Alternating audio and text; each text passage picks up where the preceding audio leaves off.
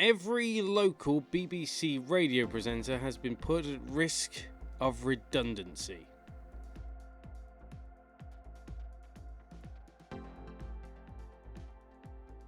Yes, that headline makes for grim reading. We have a little bit more in terms of detail now, so if we shall get into it, because every presenter working at BBC Local Radio is at risk of redundancy. This was kind of made clear in Tuesday's staff meeting after Monday. The all-staff meeting kind of set out the plans. On Tuesday, it was kind of made clear to On Air what that would mean, and there was one on Wednesday about news. I'm not covering that because that's mostly journalism, and that's not what this channel is about. So in a staff meeting on Tuesday, all audio teams at the 39 stations were told of further details. So I will. There's a bit of BBC jargon on the way. Let's try and make sense of it. Sorry about this. All Band E, their lead presenters. Band D, senior presenters. Band C and B presenters. Band C, journalists and content producers. Band B, journalism coordinators, broadcast assistants.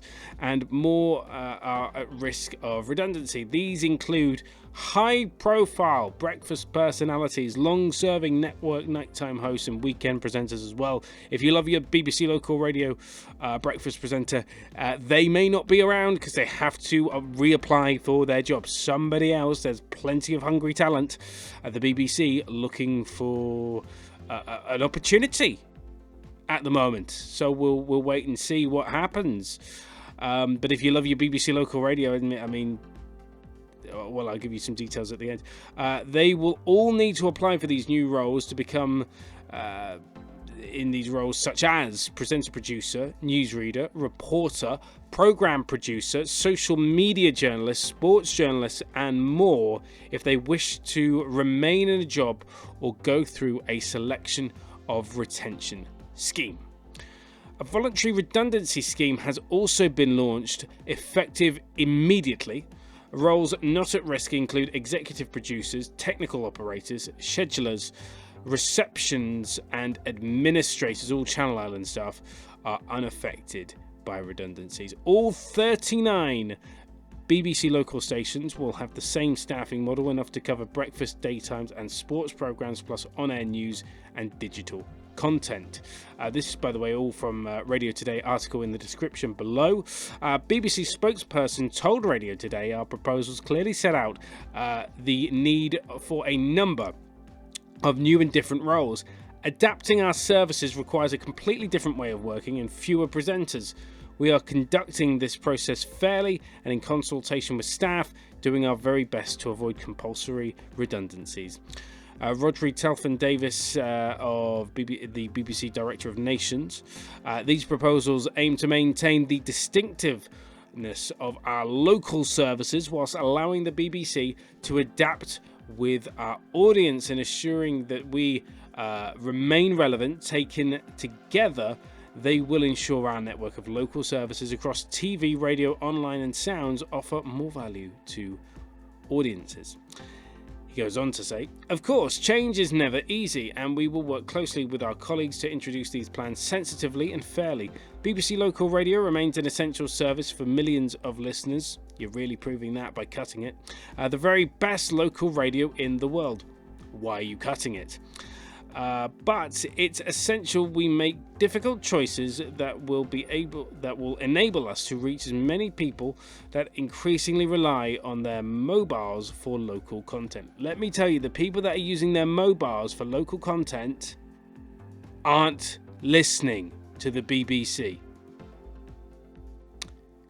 The majority of people that are listening to BBC radio, local radio, are not, forgive me, the most technically enabled people going.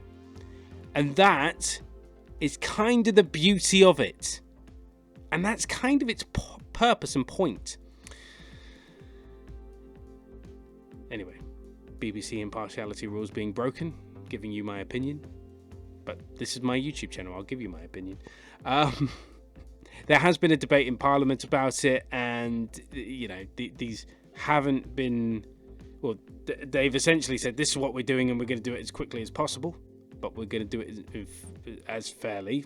To be fair to them, they've said they want to do it as fairly as possible, but there is potential backlash to this, as there always was going to be from listeners, from the BBC local radio audience. However, maybe opposition in Parliament, with seemingly the Conservative Party and Labour Party seeming to kind of agree on this, that BBC local radio, they're hinting that they shouldn't have cut it, and that these plans may not be as welcomed as the BBC thinks.